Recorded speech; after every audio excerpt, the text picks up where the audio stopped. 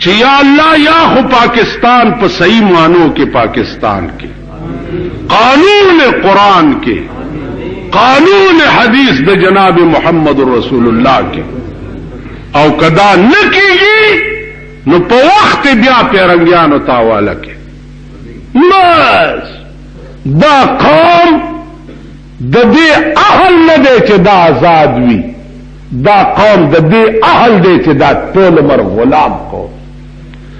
د دې ضمیر پلیت ته ذهنیت غلامانه ده یو بادشاہ په لار روانو یو ملنګ ولیدا چې ملنګ ولیدا ډېر خسته و راویني و محل ته بوتلا خاوند شتاوي نه جی فقیر هم ز خیر غواړم مولا راوغخت بادشاہ ځان ته په نکاح خسته خزا چې په نکاح کړه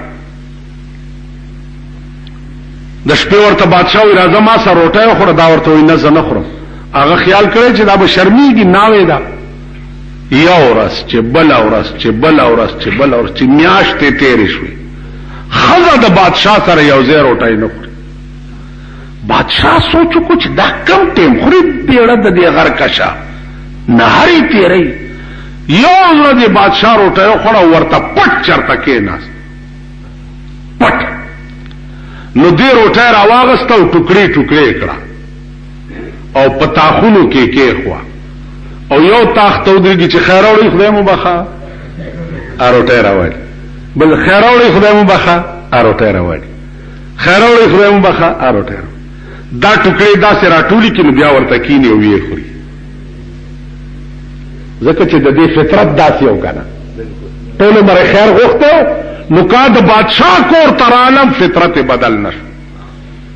اذا كانت تباع سوء اذا كانت تباع سوء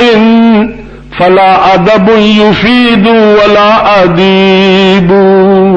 فطرت چې د کم قوم ګندۍ کروڑونه ماشټران ورته ونیسه والله کې فطرت ټیک کې د دې قوم فطرت ګنده دی ذهنیت ګنده دی دی ترنه دا محسوس کړی نه دي چې مونږ یو آزاد قوم سار په دلاره تیریدو امرګری راته ویل لږ زو د مړي دوا ته دا وزیر اعظم صاحب تیریږي بیا روډ بند نشي چرتا مال روډ بسوک بندای ویل پولیس مال پولیس خو دې نږدې راشي زمونږ موټر ته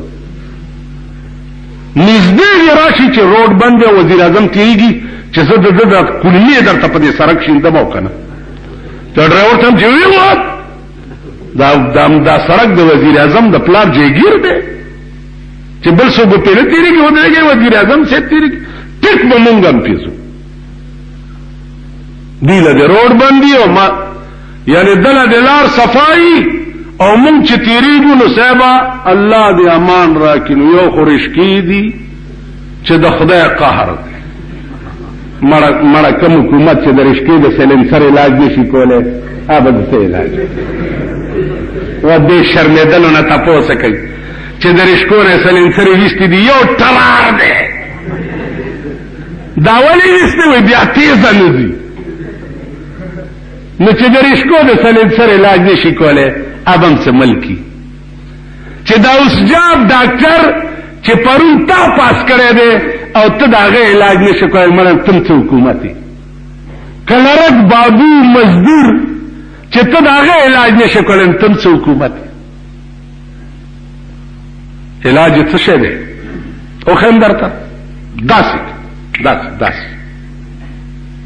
نن راوځئ د دې بنګلو نه او په غریب کور کې کښېنئ ټیک ده غریب کور کې کښېنئ او دې قوم ته وښایئ چې زما کور ته غټه غوښه راوړه د ناغې په ورځ دال او ټیپر او سبزي راوړه چې زه یې خورم او دې غریبو سره په یو تالی ته کښېنه او په یو تالی روټۍ ورسره خوراک شروع کا کچا په دې ملک هړتال وکړو راشي دا ګیره مې په متیازو کله کوي हड़तालूना खुजका कई कि हमको तो मुयसर नहीं मिट्टी का दिया भी और गरपीर का बिजली और चिरागों से है रोशन माँ तदे तुम्हारा खेतर उठाई ने मिलाएगी जमा बची तदे په لسم کې داخله او په یو لسم کې داخله نه ملایږي او ستا بچی د امریکای او لندن ته ځي ستا د پلار ملک نه دی دغه هړتالونه به هم خلک کوي او دغه جلوسونه به هم کوي او دغه هر څه به خلک ته تراشه د دوی غوندې ژوند اختیار کا ته وګوره چې بیا څوک هړتال داسې نه ده بل چې ته ما وګورې چې دا د ملک وزیر دی گورنر دی صدر دی وزیر اعظم دی د ما په څو ورځې دا زموږ صدر صاحب هم کتلو په سایکل سور شوی و شرمې دنیا ته دته اوس وګوره په سایکل سور دی او د سپایانو غوندې ټوپۍ په سر ده فوټې په اخبار کې راغی چې صدر صاحب په سایکل سور دا اوس دا قوم څو ورځې په دې دوکه کړو